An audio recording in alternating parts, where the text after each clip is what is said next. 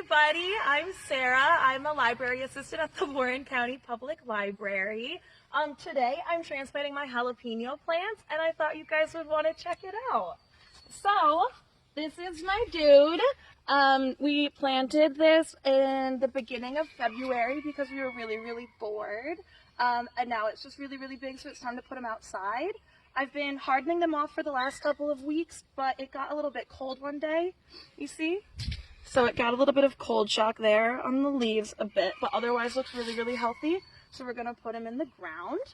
We're gonna put one here, one there. Of course, we've got this set up as a square foot garden. So each square foot is a different plant or plants. So like for example, the onions over here, you can do 9 per square foot. So we've got 9 there in the first foot, and then you see like 9 here in the next.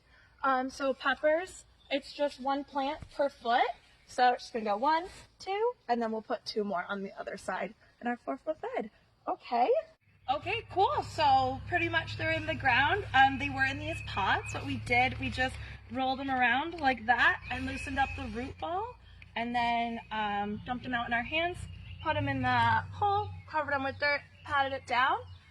You don't have to, but I like to put tomato cages around him just because this guy's so tall. I want him to have something to hold on to so he's not blowing around in the wind and doesn't get hurt. Yeah, pretty much that's it. Those are my jalapeno plants. Thank you so much for watching.